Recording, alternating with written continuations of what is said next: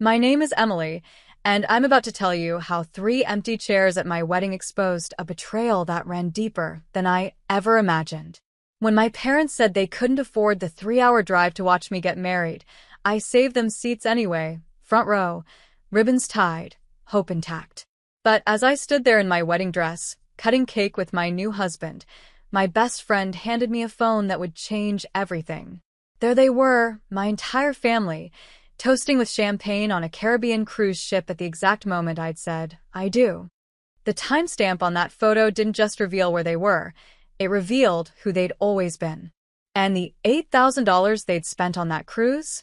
That was just the beginning of what they'd stolen from me. If you're watching this video right now, I'd love to know where you're from. Drop it in the comment section below. Hit that like button and subscribe to hear more stories like this. The countdown began exactly 1 week before my wedding day. 7 days until I'd marry Jordan, the man who'd spent the last 4 years proving that love wasn't supposed to hurt.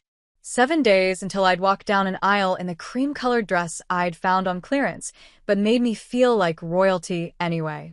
7 days until my family would gather to celebrate something that was finally, completely mine. Or so I thought. I sat cross-legged on our apartment floor that Tuesday morning, addressing the last batch of thank you cards for early wedding gifts. Jordan had already left for his bachelor camping trip with his brothers, a 3-day affair that involved more fishing than drinking, which was exactly his speed.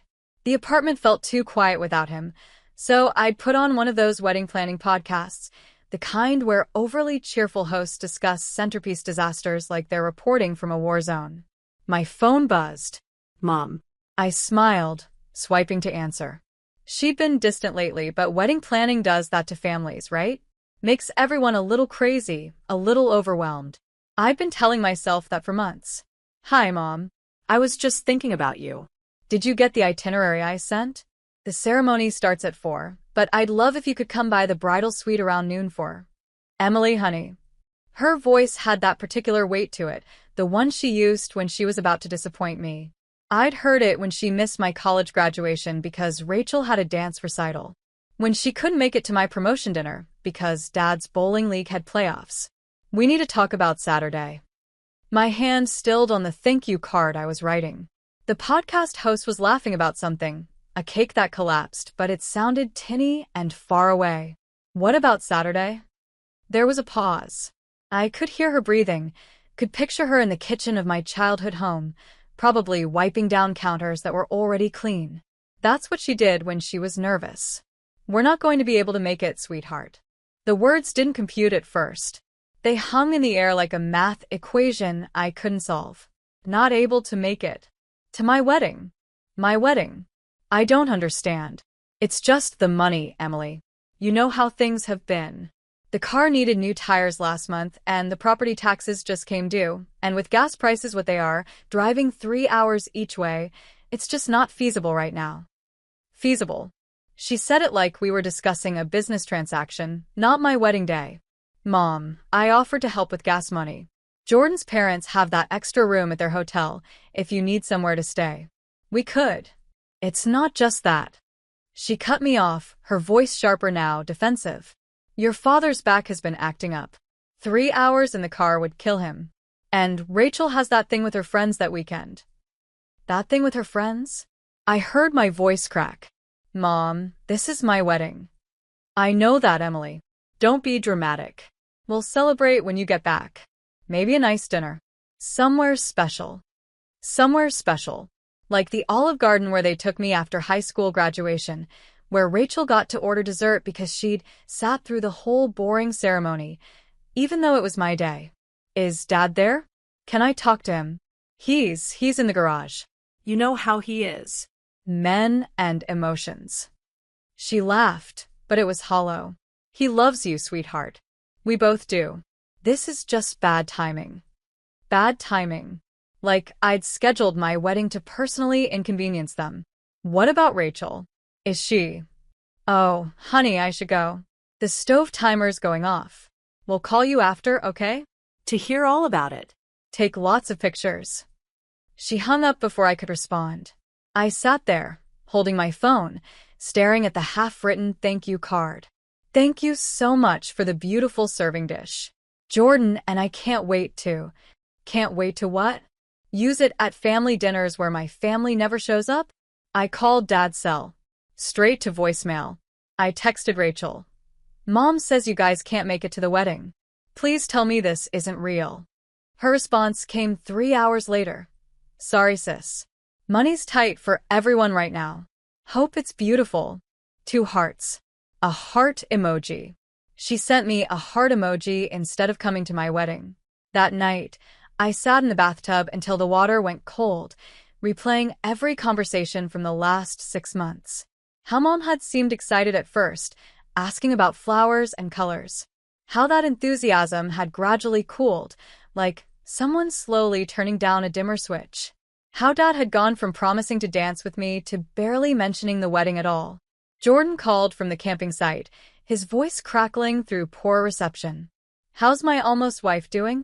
I wanted to lie, to protect this last bit of his bachelor celebration from my family's dysfunction. But I'd promised him years ago, no more pretending things were fine when they weren't. They're not coming, I said. The silence stretched so long I thought we'd lost connection. Your parents? Any of them? Mom, Dad, Rachel. They said they can't afford it. Emily. His voice was careful, gentle. They drove to Vegas last month for that concert Rachel wanted to see. I know. They bought that new patio furniture set. I know. Baby, this isn't about money. I know that too.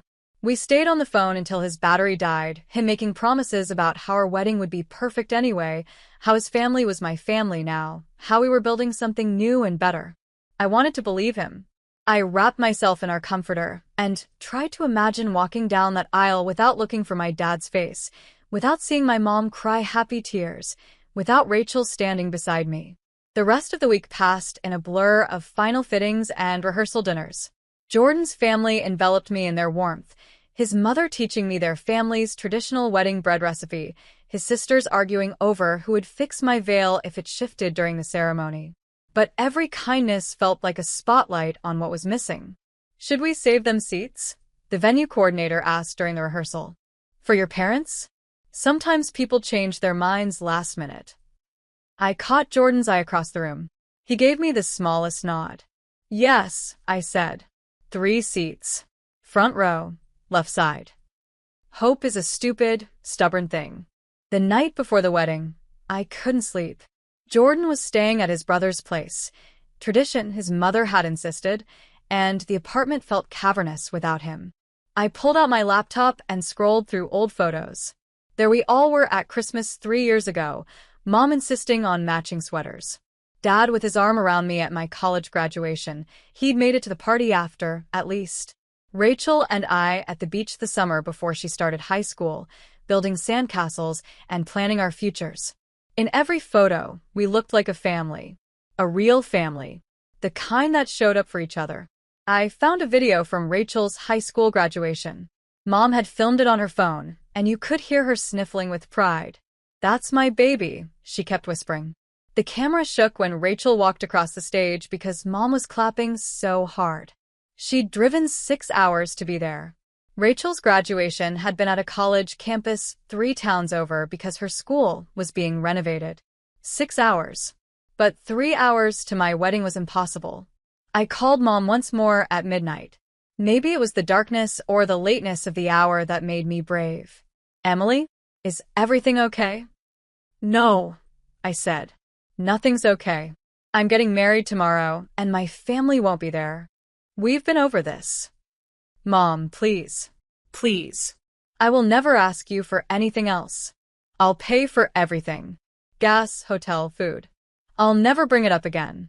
Just please be there. The silence stretched out. I could hear Dad snoring in the background, the tick of their grandfather clock.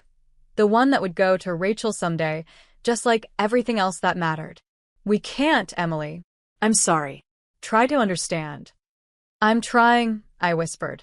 I've been trying my whole life. She hung up first. The morning of my wedding dawned bright and clear, one of those perfect October days where the air feels like apple cider and promises. Lily, my maid of honor, showed up at 7 with coffee and bagels, followed by Jordan's sisters with champagne and orange juice.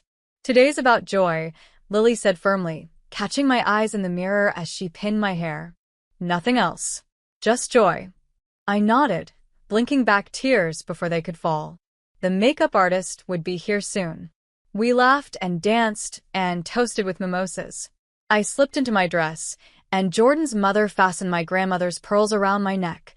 The one family heirloom I had, passed down from my father's mother directly to me because she'd known, somehow, that I'd need something that was just mine. At 3:45, we lined up outside the chapel doors. Jordan's Uncle Tom offered me his arm. He was a good man, sturdy and kind, with laugh lines that suggested a life well lived. But he wasn't my dad. "You're radiant," Tom said. "Jordan's a lucky man." "Thank you," I managed. The music swelled. The doors opened.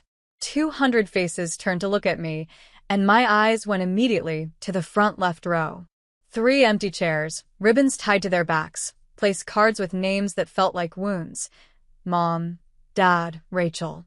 But then I saw Jordan, and the world narrowed to just him. He was crying already, not even trying to hide it, his hand over his heart like he was physically trying to hold it in his chest. His brother whispered something, probably teasing him, but Jordan never looked away from me. Each step down that aisle was a choice. A choice to move forward instead of looking back.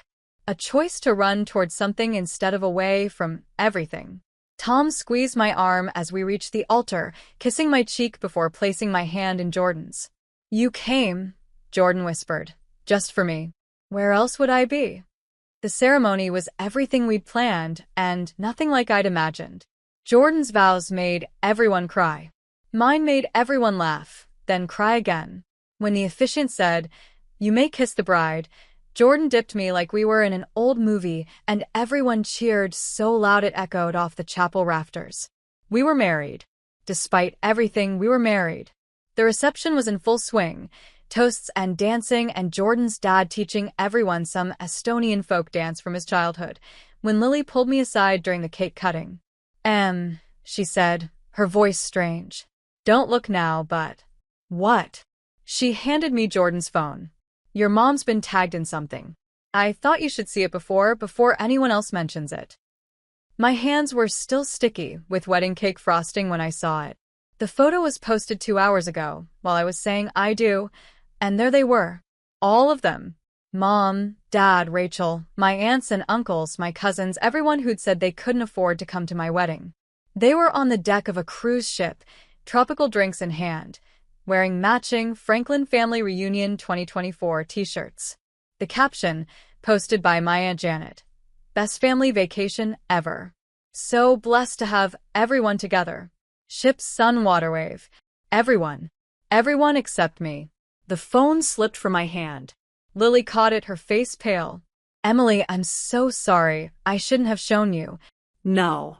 My voice sounded strange, detached. "No, I needed to see." Jordan appeared at my elbow, his face flushed from dancing with his grandmother. "Hey, beautiful, they're about to." He stopped, seeing our faces. "What's wrong?" Lily wordlessly handed him the phone. I watched his expression change, watched the joy drain from his face like water from a broken cup. "Are you fucking kidding me?" "Jordan." "No." "No, Emily. This is..." He scrolled through the photos, his jaw tightening with each swipe. "This one's from yesterday. They're at the port. Your dad's wearing a Hawaiian shirt that still has the price tag on it. Yesterday. They were at a port yesterday, probably in Florida, at least an 8-hour drive from home. They'd had to book this weeks ago. Months ago. When I was sending them save the dates. When I was begging them to be here." "I need a minute," I said. I locked myself in the bridal suite, still hearing the music and laughter from the reception below. My wedding was happening without me, just like that cruise was happening without me. The perfect metaphor for my entire life. I sat on the floor, not caring about my dress, and went through every tagged photo with the dedication of a detective at a crime scene. There was Rachel, posing in a white sundress on what they called formal night. The dress looked new, expensive. How much had that cost?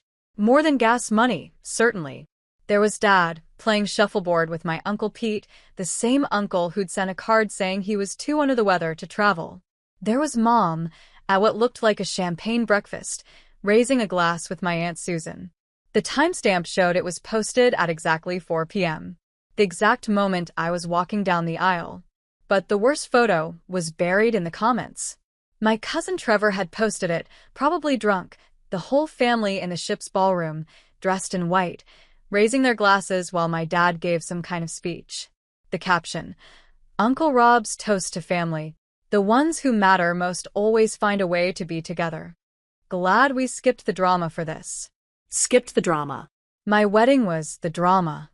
I zoomed in on the photo, looking at their faces. They were all laughing. Happy. Not a single person looking guilty or sad, or like they wished they were somewhere else. Like they wished they were with me. A knock at the door. Ink. Jordan's voice. "Can I come in?" I unlocked it, and he slipped inside, bringing me a glass of water and a piece of our wedding cake. "Thought you should eat something." "I can't." He sat beside me on the floor, pulling me against him. "I want to drive to that port and throw every single one of them overboard. It's international waters. You'd probably get away with it. Don't tempt me." He kissed my temple. "What do you need?" "I need to understand why I wasn't enough. Why I'm never enough." "Hey." He turned my face to his. "You're more than enough. You're everything. They're the ones who aren't enough. They're the ones who are broken." "Then why does it hurt like I'm the broken one?" He didn't have an answer for that. Lily knocked, entering with my phone.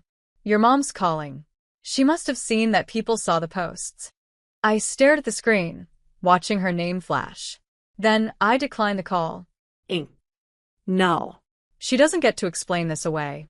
Not this time. My phone immediately started buzzing with texts. "Mom, it's not what it looks like. Mom, we booked this before we knew your wedding date. Mom, Rachel really needed this after her breakup. Mom, you know we love you. Mom, why aren't you answering? Mom, this is exactly why we didn't tell you. We knew you'd be dramatic." I turned off my phone. "Come on," Lily said, pulling me to my feet. "You have a room full of people who actually showed up for you. Let's go celebrate that." We went back to the reception. I danced with Jordan's father, who whispered, "You're the daughter I always wanted," in my ear. I laughed at the best man speech. I threw my bouquet. Jordan's cousin caught it. I smiled for photos. But inside, I was cataloging every lie, every excuse, every time they'd chosen someone or something else over me. The birthday party they'd missed because Rachel had a sleepover to go to. The scholarship ceremony they'd skipped because it was raining. The holiday dinners where I'd cook for hours only to eat alone because something came up. Always something. During our first dance, Jordan held me close and whispered, "We're going to build something better.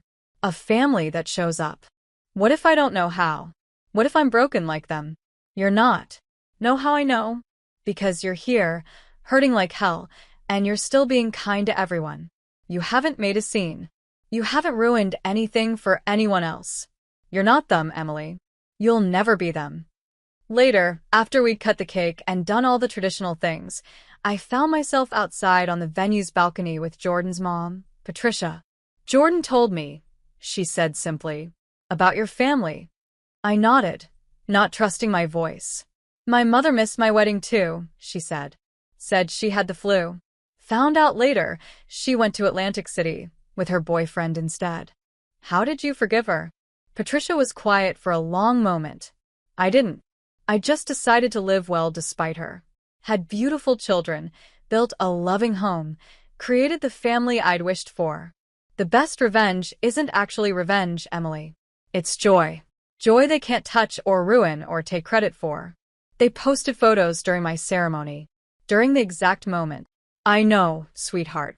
And someday, when they're old and wondering why their daughter doesn't visit, why their grandchildren don't know them, they'll remember those photos. They'll remember choosing a cruise over your wedding. And they'll have to live with that. What if they don't care?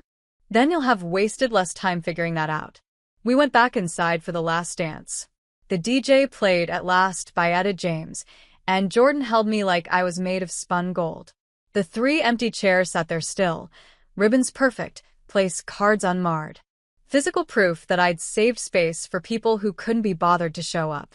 As we swayed, I saw Jordan's sister taking photos, carefully framing out those empty chairs, protecting me even in the documentation. That's what family does, I realized. They protect you from hurt, not cause it. The reception ended with sparklers and cheers. Everyone lined up to wish us well as we ran to the waiting car. In the back seat, finally alone, I turned my phone back on. 47 missed calls. 112 texts. The cruise photos had made their way through my extended network. People were figuring it out, putting pieces together. But there was one message that stopped me cold. From someone I didn't recognize, a friend of Mom's named Deborah. "Emily, I'm so sorry about what they did.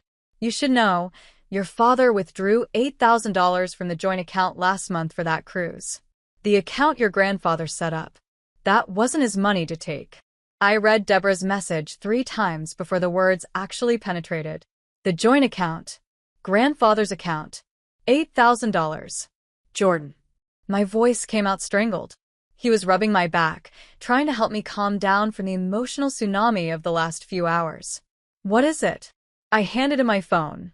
Watched his eyes scan the message. Watched his expression shift from confusion to understanding to rage. "That account. That's the one with your name on it? From when you were 18? I nodded. When I turned 18, my grandfather had taken me to the bank, added me to an account he'd set up. "For your education," he'd said. "Or emergencies.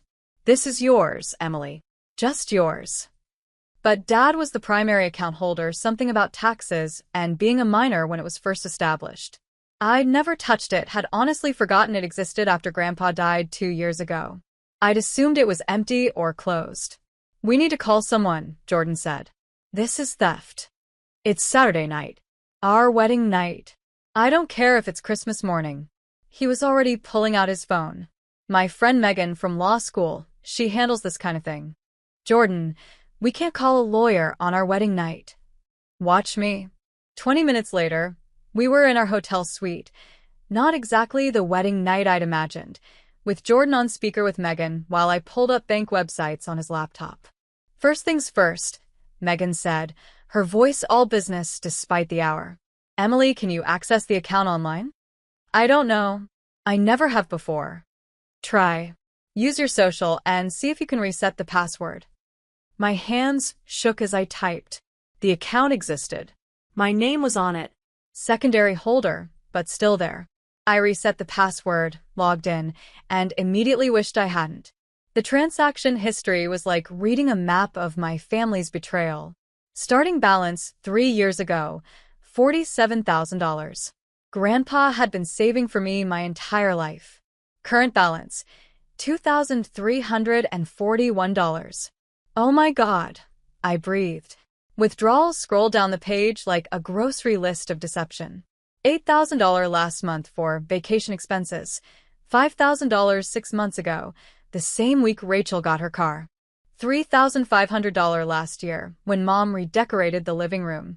Transaction after transaction, all authorized by Dad, draining away what Grandpa had left for me. "Emily," Megan's voice cut through my spiral. "This is fraud. Your name is on the account. You never authorized these withdrawals. We can file charges." "Against my father?" "Against someone who stole from you. The relationship doesn't change the crime." Jordan was pacing now, his suit jacket discarded, bow tie hanging loose. "There's more. Megan, if this was meant for Emily, if her grandfather specifically set it aside for her, wouldn't there be documentation?" Possibly. "Emily, do you have any of your grandfather's papers?" A will? "Anything?" I thought of the box under our bed, the one Grandma had given me after Grandpa's funeral. "For when you need him," she'd said. I'd never opened it. "We do. But not here. It's at home. First thing Monday morning, I need you to file a police report. Then we freeze the account, document everything, and send a formal notice of dispute to your father." "Emily, I know this is your family, but..." "They're not," I said quietly. "Family doesn't do this." After we hung up, Jordan and I sat in silence on the hotel bed, still in our wedding clothes, staring at the laptop screen. The most recent transaction was yesterday morning. $67 for ship Wi-Fi package. They'd used my inheritance to pay for internet, so they could post photos during my wedding. I want to do it, I said. File the report. Send the notice. All of it. Are you sure? There's no going back from this. There's no going back anyway. I gestured at my phone, which hadn't stopped buzzing. Look at this. The cruise photos had gone viral in our small town. People were commenting, sharing, expressing shock. My high school English teacher wrote, "I can't believe they missed your wedding for this." Jordan's aunt posted, "Some people don't deserve the families they have."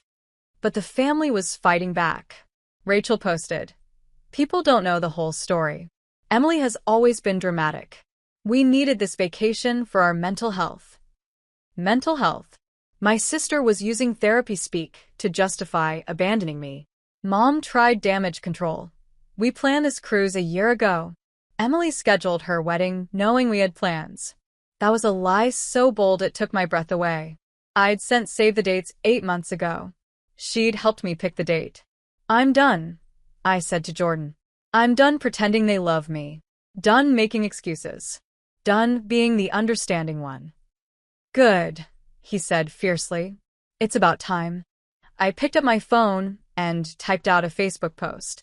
Jordan read over my shoulder. "Thank you to everyone who celebrated with us today. To those who couldn't make it, we missed you. To those who chose not to come, your absence was a gift. It showed me who my real family is. P.S. If you're wondering about the empty chairs in the photos, check the cruise tags from today. Sometimes people show you exactly who they are. Believe them." "You sure?" Jordan asked. I hit post. Then I called Megan back. "How soon can you send that notice?" "I can draft it tonight. Send it first thing in the morning." "Do it." The phone rang immediately. Mom. I declined. Dad. Declined. Rachel. Declined. Unknown number, probably one of them on someone else's phone. Declined. Jordan gently took my phone, powered it off. "Tomorrow. We'll deal with it all tomorrow." But tomorrow came faster than expected. At 3 a.m., someone knocked on our hotel room door. Hotel security stood there with a man I didn't recognize. "Mrs. Peters? This was left for you at the front desk." The gentleman said it was urgent. An envelope. My name in Dad's handwriting. I waited until security left to open it. Inside, a single sheet of paper. Dad's careful script. "Emily, stop this now before you ruin everything. You don't understand what you're doing. That money is complicated. Your grandfather's estate is complicated. If you pursue this, you'll destroy more than just our relationship. You'll destroy his legacy. We need to talk. In person. No lawyers." "Dad." I laughed. Actually laughed. Now he wants to talk. Now it's urgent. Jordan read the letter, his jaw tight. "His legacy? He stole your legacy." My phone, even powered off, seemed to pulse with unspent energy. I knew when I turned it on, there would be an avalanche. Messages, calls, accusations, guilt trips, manipulation. "Let them panic," Jordan said, pulling me back to bed. "Let them wonder what you're going to do. Let them feel what it's like to be left out, to not know what's happening, to be powerless." But I couldn't sleep. I kept thinking about that account, about Grandpa carefully depositing money over 23 years. Birthday money, Christmas money, probably his Social Security checks toward the end. All for me. All stolen. At 7 a.m., I turned on my phone. 183 missed calls. 294 texts. 47 Facebook notifications.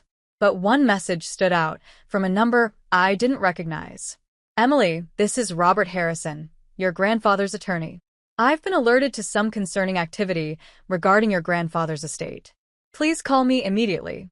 There are things about your inheritance you need to know." I looked at Jordan. "It's Sunday morning. Call him." Robert Harrison answered on the first ring. His voice was old but sharp, like aged whiskey. "Emily, thank God. I've been trying to reach you for 2 years." 2 years? Since Grandpa died. Your parents told me you weren't interested in dealing with the estate, that you were too busy with school, then work, then wedding planning. Another lie. Of course. Mr. Harrison, I've never heard from you. Ever.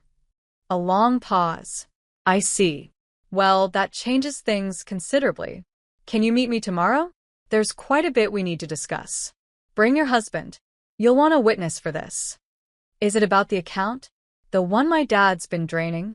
Oh, my dear girl. That account is the least of it. Your grandfather left you everything. The house, the investments, the properties.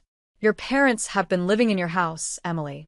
And if what I'm seeing in these bank records is correct, they've been stealing from you for 2 years. The phone slipped from my numb fingers. Jordan caught it, took over the conversation, arranged the meeting. I sat on the hotel bed in my wedding nightgown, trying to process what I'd just heard. My house. They'd been living in my house. The house where they'd told me there wasn't room for me to stay when I visited. The house where they'd said I couldn't have my wedding reception because it would be too much trouble. The house they'd been renovating with my money. Emily. Jordan knelt in front of me, taking my hands. We're going to fix this. All of it. They knew, I whispered. This whole time they knew. Every time they said they couldn't afford something, couldn't help me, couldn't be there, they were spending my money. Living in my house. My phone buzzed. A text from Rachel. You're destroying this family. I texted back. No. I'm just done being the one who gets destroyed. Then I did something I should have done years ago. I blocked them all. Mom, Dad, Rachel. Every aunt and uncle who'd chosen a cruise over my wedding. Every cousin who'd laughed about skipping the drama. What now? Jordan asked. Now. I stood up, suddenly feeling stronger than I had in years. Now we go home. We get Grandpa's box. We meet with the lawyer. And we take back everything they stole. Not just the money, my dignity, my self-worth, my belief that I mattered. All of it. And then we build that better family you talked about. The kind that shows up. He kissed me, and for a moment, in that hotel room with the morning sun streaming through the curtains, I felt something I hadn't felt in years. Not happy, exactly. Not yet. But free. Free from the weight of trying to earn love that was never going to be given. Free from the lie that I was the problem. Outside, my phone lit up with notifications. The post had been shared over 1,000 times. Messages poured in from people I'd forgotten, childhood friends, distant relatives, teachers, neighbors. All variations of the same theme. We had no idea. We're so sorry. You deserved better. Yes, I thought. I did deserve better. And finally, I was going to get it. The last text I saw before Jordan took my phone away again was from my mother's friend Deborah, the one who'd first told me about the theft. Your grandfather would be proud. He always said, you were the only one with backbone in that family. Fight them, Emily. Fight them with everything you have. I intended to do exactly that. Monday morning arrived with the kind of crisp clarity that makes you believe in fresh starts. Jordan and I sat in Robert Harrison's office, a wood-paneled room that smelled like leather and old books, the kind of place where important things happened. The box from under our bed sat between us, still unopened. Mr. Harrison looked exactly like I'd imagined, silver-haired, sharp-eyed, wearing a three-piece suit that had probably been his uniform for 40 years. But his expression when he looked at me was soft, almost paternal. Your grandfather talked about you constantly, he said, settling behind his desk. Emily this, Emily that. You were his pride and joy. Then why? My voice cracked. Why did he leave everything in a way that they could steal it? He didn't. Mr. Harrison pulled out a thick folder. Your grandfather was many things, but naive wasn't one of them. He knew exactly what your parents were capable of. He spread documents across the desk like dealing cards. Trust papers, bank statements, property deeds. Your grandfather created an ironclad trust. You were to receive everything. The house, the investment accounts, the rental properties, on your 25th birthday or on your wedding day, whichever came first. Your father was named as temporary executor only to manage things until then. But I'm 26. I've been 26 for 8 months. Yes. And your father was legally required to transfer everything to you last February. He didn't. Jordan leaned forward. That's fraud. That's multiple felonies, Mr. Harrison corrected. Your father has been collecting rent from 3 properties, about $4,500 a month. That should have been going to you. He's been living in a house that legally belongs to you. And he's been systematically draining accounts that were supposed to be protected. How much? I asked. Total. How much should I have? Mr. Harrison consulted his papers. Based on the last accounting your grandfather did, plus appreciation and interest, approximately $380,000 in assets, plus another $60,000 in the accounts. The room spun. I grabbed Jordan's hand. They told me Grandpa left everything to them. I whispered. That he'd left me some savings bonds that wouldn't mature for years. Open the box, Mr. Harrison said gently. With shaking hands, I lifted the lid. Inside, wrapped in tissue paper, were letters. Dozens of them. All addressed to me in Grandpa's spidery handwriting. All dated after his diagnosis. I opened the one on top. My dearest Emily, if you're reading this, I'm gone, and you're probably wondering why I didn't protect you better. The truth is, I tried. I've left you everything because you're the only one who deserves it. Your parents will lie to you. They've been lying to you your whole life. Your father isn't a bad man, but he's weak, and your mother makes him worse. They see you as competition for Rachel, not as a daughter to love. I've watched them dim your light for 23 years. No more. Take what's yours. Don't feel guilty. Build the life you deserve. The lawyer has instructions. Trust Robert. He promised to find you when the time was right. All my love, Grandpa. P.S. That time you made me soup when I was sick, when you were only 7. You spent your tooth fairy money on the ingredients. That's when I knew you were special. That's when I started saving everything for you. I was sobbing now, ugly crying in this pristine office. Jordan rubbed my back, while Mr. Harrison quietly pushed a box of tissues across the desk. There's more, he said when I'd composed myself. Your grandmother knew too. She set up a separate trust that your parents don't know about. It's smaller, just $50,000, but it's been sitting in an account they can't touch. She wanted you to have options. Why didn't anyone tell me? Your grandfather made me promise to wait until you were married or turned 25. He wanted you to be old enough to handle it, to have support. He glanced at Jordan. He would have liked you, young man. He valued people who protected Emily. So, what do we do? Jordan asked.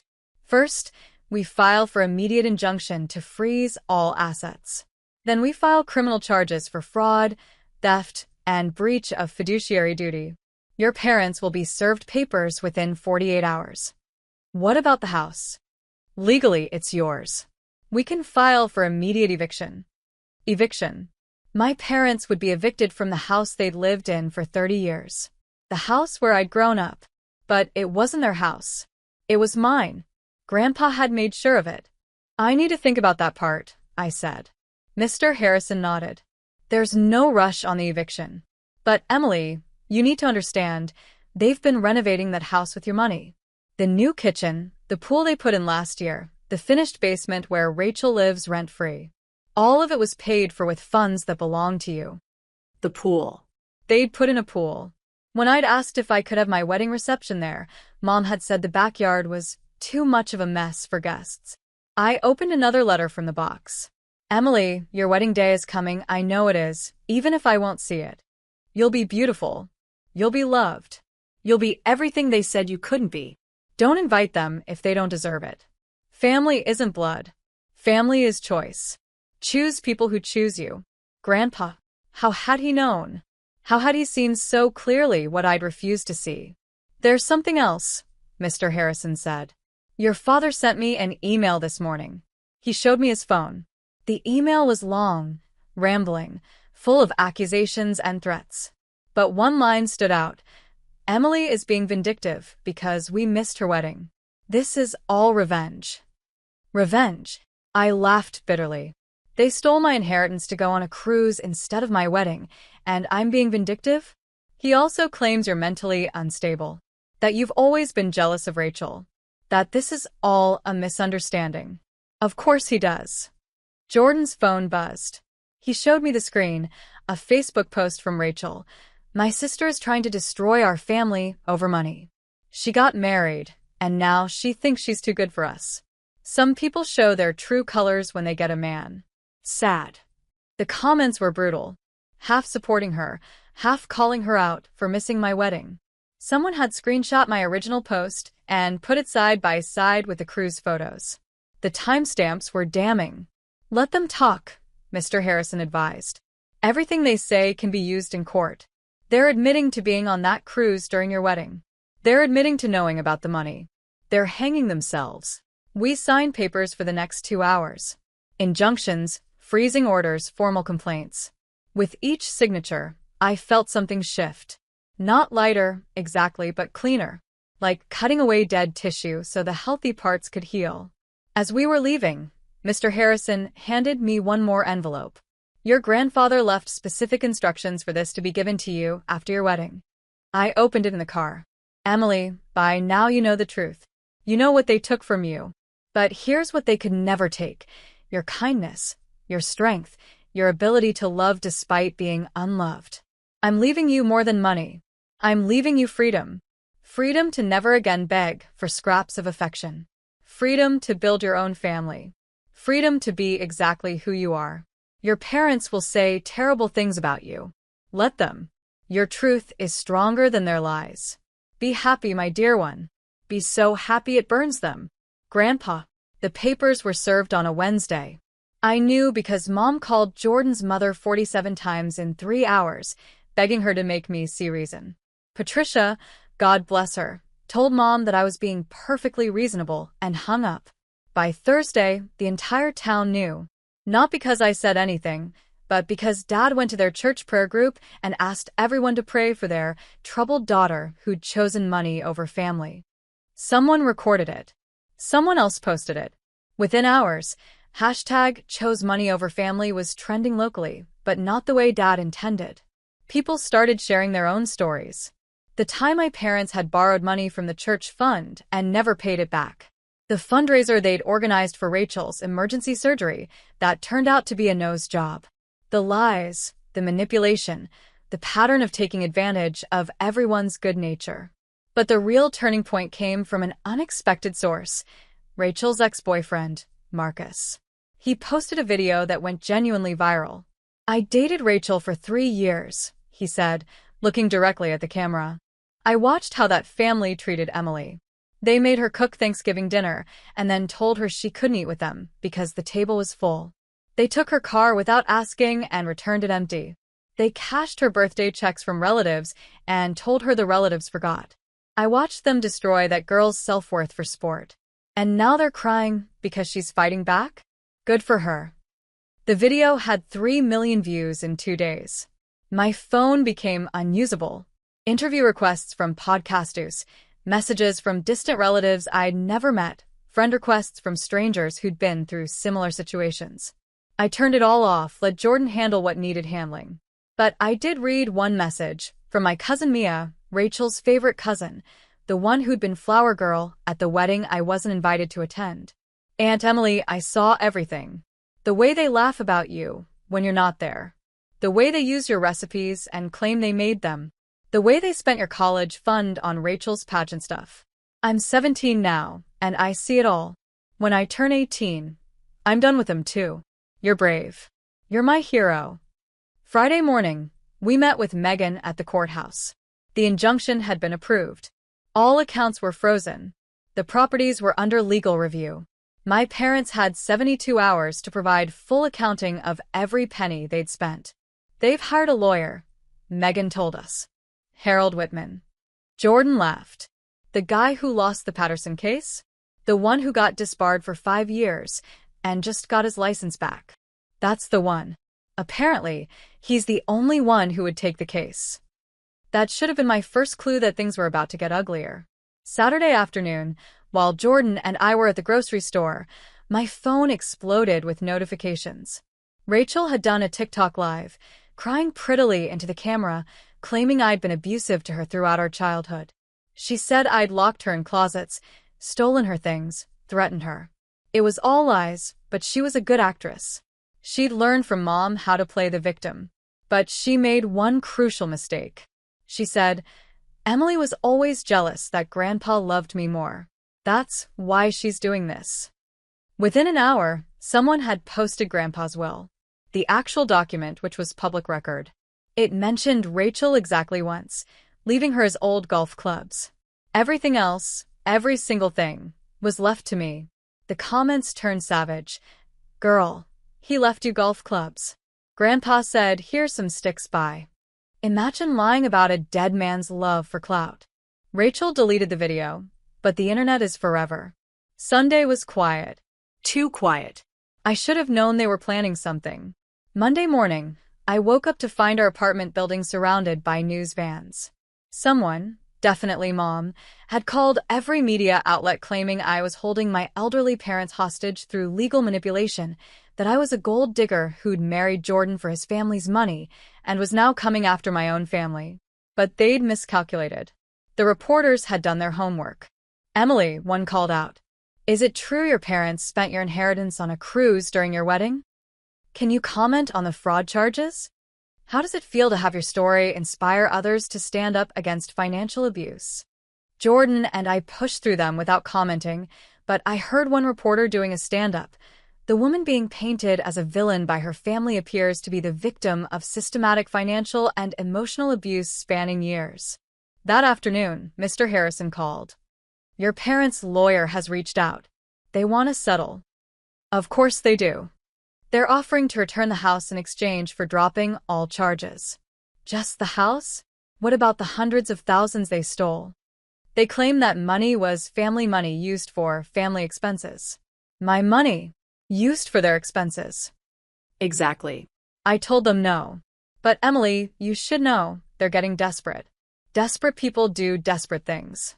He was right. That night, we were at Jordan's parents' house for dinner when my phone rang. Unknown number, local area code. Hello. Emily? This is Officer Davidson with the police department. We've just arrested your father. My blood went cold. For the fraud? No, ma'am. He was attempting to break into your apartment. Your neighbor called it in. We rushed home to find 2 police cars outside. Dad was in the back of one, Mom screaming at the officers from the sidewalk. Rachel was filming everything, of course. The officers showed us the doorbell camera footage from our neighbor. Dad, clearly drunk, trying to pick our lock with a credit card like some kind of amateur burglar. When that didn't work, he'd started kicking the door, screaming about taking back his property. Do you want to press charges? Officer Davidson asked. I looked at Dad through the police car window. He wasn't looking at me. He was texting on his phone, probably trying to spin this too. Yes, I said. I do. Mom rushed at me then, and for a second, I thought she might hit me. Jordan stepped between us. How could you? She shrieked. Your own father. We raised you. No, I said, finding my voice. You raised Rachel. You tolerated me. And you stole from me. Every chance you got. We gave you life. And then you spent 26 years trying to make me wish you hadn't. That shut her up. Maybe it was too harsh. Maybe it was exactly harsh enough. As the police cars pulled away, Rachel approached. You've ruined everything, she said. I'm supposed to get married next year. How am I supposed to have a wedding now? With your own money? I suggested. I hate you. I know, I said sadly. You always have. The difference is now I don't care. The criminal trial was set for 3 months out, but the civil case moved faster. Within 6 weeks, the judge had ruled in my favor on all counts. The house was mine. The remaining money was mine. The rental properties were mine. Dad's breaking and entering charge added weight to everything. He'd violated the restraining order I'd filed, been caught on camera trying to break into my home, and had sent me 43 threatening texts from the back of the police car. His lawyer dropped him the next day. Mom tried one last manipulation. She called Jordan's mother crying, saying she had cancer and needed her family around her. Patricia, wise woman that she is, said, "That's terrible, Helen. Which oncologist are you seeing?" I'll send flowers to your next appointment. Mom hung up and never called again. The house felt strange when I finally walked through it. They'd left in a hurry, forced out by the sheriff, taking only what they could prove was theirs. Which wasn't much, as it turned out. Even the furniture had been bought with my money. I found my childhood room exactly as I'd left it when I moved out at 18. Not preserved out of love, but forgotten like I'd been. Rachel's room, meanwhile, had been renovated 3 times. In the basement, I found boxes of my things I thought had been lost. Report cards, art projects, the diary I'd kept in middle school. But also, strangely, photos of me that had been cut out of family pictures. Dozens of them. Like they'd been systematically erasing me from the family history. Creepy, Jordan said, looking at a Christmas photo where I'd been carefully scissored out, leaving a hole between Rachel and Dad. No, I said, understanding finally hitting me. It's sad. They had to work so hard to hate me. It took actual effort. We decided to sell the house. I couldn't live there, couldn't raise children in rooms where I'd been made to feel worthless. But first, I had one last thing to do. I invited everyone. Not my parents or Rachel, they were legally barred from the property. But everyone else. Every aunt, uncle, cousin, family friend who'd chosen that cruise over my wedding. I told them I had an announcement about the house. They came, of course, hoping I'd forgive them or give them something, or just curious about the drama. The backyard was full, the same backyard where Mom said I couldn't have my reception. I stood on the deck, looking at all these faces that had smiled at me while enabling my abuse, and I felt nothing. They weren't my family. They'd proven that. I asked you all here. I began, to tell you the truth. Grandpa left me everything because he saw what you all saw and ignored. He saw how I was treated.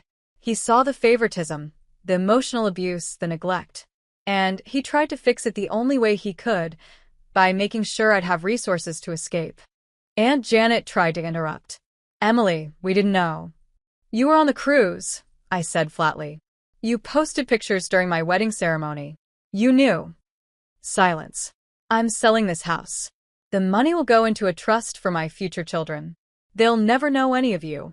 They'll never feel less than because of you. They'll never wonder why Grandma loves their cousin more. They'll never be told they're too sensitive when they point out unfairness. You can't cut us all off, Uncle Pete said.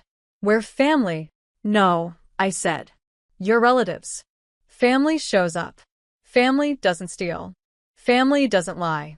Family doesn't choose a cruise over a wedding. I pulled out a stack of papers. These are cease and desist orders. If any of you contact me, Jordan, or our future children, we'll pursue harassment charges. This is goodbye. Some cried. Some yelled. Some just left. But Mia, my 17-year-old cousin, stayed behind. When I'm 18, can I call you? She asked. I hugged her. Always. The house sold in 2 weeks. Cash offer, above asking. The new family had 3 kids and a dog. They were loud and happy and exactly what that house needed. The trial came and went. Dad got 18 months probation and had to pay restitution. Mom got community service. Rachel wasn't charged, but she'd become infamous online. The video of her claiming Grandpa loved her more had been memed to death. She'd had to delete all her social media and, last I heard, was working at a call center 2 towns over. On our first anniversary, Jordan surprised me with a trip to the courthouse. Not for anything legal, but to renew our vows. Just us, the judge, and his secretary as witness. I wanted to marry you again, he said, now that you know who you really are, now that you're free. I cried through the whole 5-minute ceremony. That night, we had dinner with his family, my real family now. Patricia had made a cake. Jordan's sisters had decorated the restaurant's private room. His father made a toast that ended with, "To Emily, who showed us all what strength looks like." Later, as we sat on our apartment balcony, I pulled out one last letter from Grandpa's box. I'd been saving it, the one marked, "Open when you're happy." Emily, if you're reading this, you've made it. You've broken free. You've chosen yourself. I know it hurt. I know they made you feel like the villain. I know you probably still have days where you wonder if you were wrong. You weren't. Choosing yourself isn't selfish when you've spent your whole life being sacrificed for others. Taking what's yours isn't theft when it was stolen first. Be happy, my dear one. Be so magnificently happy that it makes everyone who hurt you realize what they lost. But more importantly, be happy because you deserve it. You always have. All my love, Grandpa. P.S. That husband of yours, I know you found a good one. Tell him thank you for me. For seeing your worth when your family couldn't. For standing by you. For helping you become who you were always meant to be. I folded the letter carefully, looked at Jordan. He knew about you. He knew you'd find someone who loved you right. I miss him. He's here, Jordan said, gesturing at our life, our home, our freedom. In every choice you make to value yourself. In every boundary you set. In every moment you choose joy over guilt.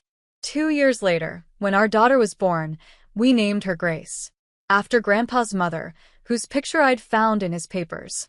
A woman who'd also been the black sheep, who'd also chosen herself, who'd also lived magnificently despite her family's disapproval. Mom sent a card when the birth announcement made the local paper. Just signed, Grandma.